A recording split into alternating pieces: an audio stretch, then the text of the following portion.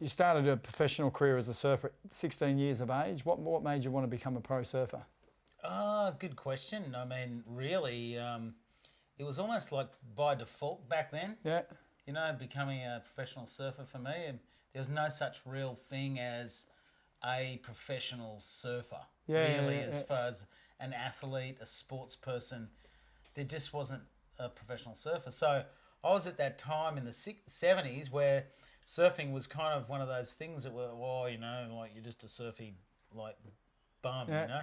Really wanted to make it a job, wanted Yeah. to turn it into a career, doing something that we get paid for was completely like, it's like going out into space. Yeah.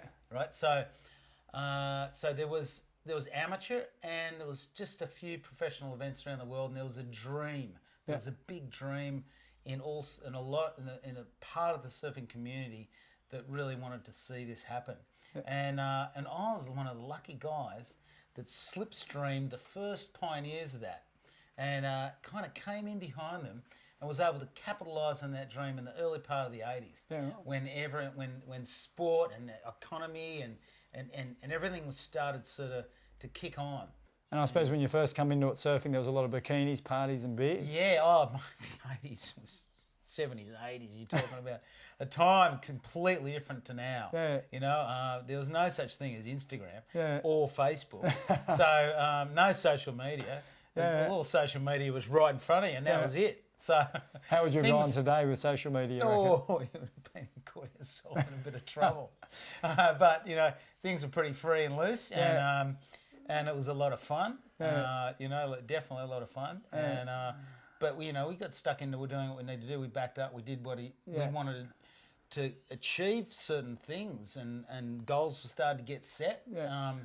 You know, there was a world championship to make, to get to achieve, you know, to aspire to become a world champion in surfing was probably that first thing that came even through the amateur ranks to be a world champion. Being an individual sport, I became an Australian junior champion as an amateur, but and also the actual year before that, I was Australian professional junior. I was a world professional junior champion, the first world professional junior champion in 1977. So I got $500 for Wow, there you go, $500. $500 at 16 was a good. Oh no, 15 I was, and that was a real. It's a lot of money back then. But that opened all these doors for me to go and compete. And I suppose, you know, when we talk about that era, there wasn't a lot of professionalism as far as a lot of the athletes go in surfing. No. And even a lot of other sports. You know, you really revolutionised the way that surfers approached training and diet and whatnot. Can you tell us how you come about being so dedicated to looking after your body? Well, I would say one of the greatest lessons, the greatest teachers for me has been a knee injury that I sustained when I was 16, surfing. You know, I used to love going the big waves, just any kind of any size surf. I used to just revel in stormy ocean, whatever. I used to love it. I ended up going for this one wave and I got completely annihilated. I hesitated. It taught me never hesitate. You know, on a wave, just go. And I annihilated my knee. I completely separated the knee, dislocated it, and the MCL, the ACL, and the PCL, all broken, all gone.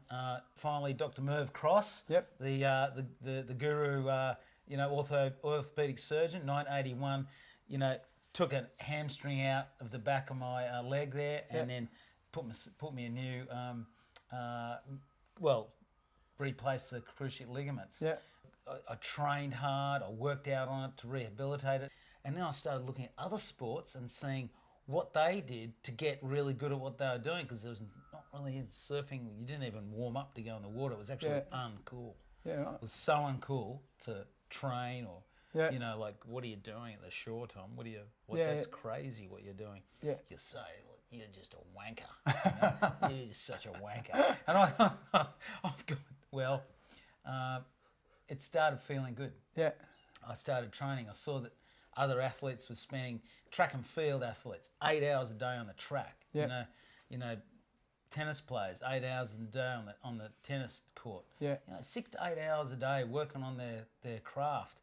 I never thought of it like that. I was doing it for fun. You know, probably some days, about 5 or 6 hours a day, some days. But just for fun.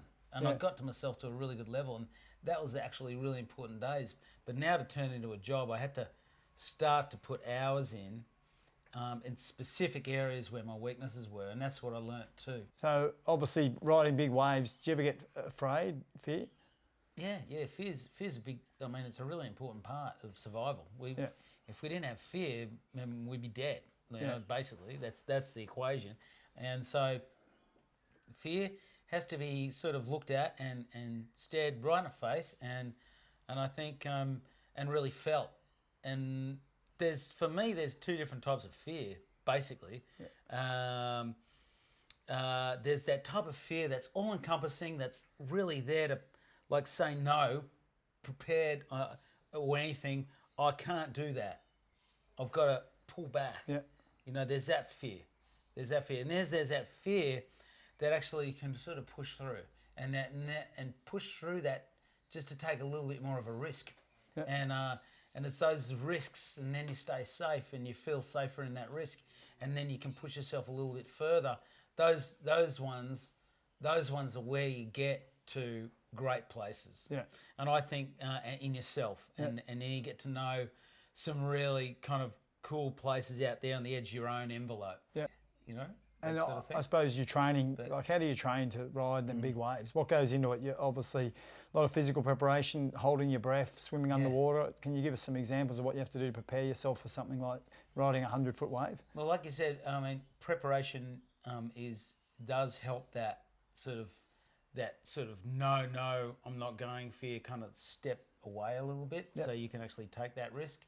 Knowing that you're prepared is pretty much everything. Yeah. So I think, swimming is a really good one. Yeah. Any sort of swimming training for surfing. Yeah. You know, especially sprint work, hypoxic work, breath enhancement training. Yeah. That is an awesome program for anyone who wants to develop their lung capacity. And that's what we want to do. Not only what we're doing when we're developing lung capacity, we're actually sort of aiding the nervous system to become calmer. Body weight workouts are awesome. Yeah. Things where we've got to work our own body weight.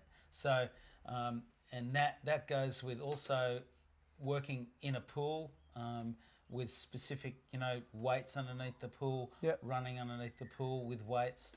You know, it's like not really running, but you're kind of pushing yourself. And then moving water in any general way. Yeah. Because when we get caught in heavy water, we want to be able to move freely in the water. Something that you were known for as well that enhanced your power in the water was you were the king of pipeline. And your greatest and most bitter moment, I suppose, come in 1987 when you won your first tournament there. Can you tell us about that? Yeah, that was an extraordinary moment, and it's one of those moments that I was always trying to control competition. I was always trying to control my performance. And one thing happened. I lost my sister in a car accident before it, and my dad said, "Don't come home." I wanted to come home, and he said, "Don't come home. Joe would like you to win the Pipeline Masters. It's going to be on the next day." And because I was just going to brush the event and come home, and I wanted. Yeah, I was devastated, and she's my big sister, and she looked after me, as a kid, and she's a wonderful sister, and so it was just devastating. And I remember being really, really angry at just a lot of rage and anger. I didn't expect myself to be like that. And then the day came, and it was an extraordinary day at Pipeline. And it was the first time I was wearing a helmet, and I started using a helmet at Pipeline. I made that decision that winter to use a helmet, and man, I did hit the reef a few times with that helmet, but I had an instant feeling of confidence, and that I could go deeper. Not only that, on that day, everything seemed trivial. Yeah, just nothing was in the way. For the first time, I wasn't thinking about the other competitors. I wasn't thinking about how I was going to do at the end of the day. I wasn't thinking about the end result. I was actually in the moment, so completely and utterly in the moment. And that was my experience with Lost with Joe. That my mind was so detached that day that I sailed straight through that event. nothing could go wrong. I was just always in the right spot. I could get myself, and I could always wait for the wave. I was never anxious. Yep. It seemed like waves were coming to me. That I needed a wave, and there it was. It was an extraordinary moment for me to know that that's sort of available. That sort of moment, any competition came along. So the kind of gift was that Joe gave me that experience that day, and I honoured that win to her. Amazing. And, it was an amazing experience. I'll never forget it. Yeah. Obviously, you're a great man of principle. Tell us about 1985 when you obviously could have won the world title and you went on protest. You didn't go to the tournament in South Africa. Yeah. Well, that sort of what was happening at the time. It's pretty hard for us to understand now, but back then, sports people who were travelling to South Africa were looked upon as people who were supporting the apartheid regime. That was separating the whites from the blacks. Yeah. And when I'd go there to compete, I just was going, wow, this is the strangest experience I'm having.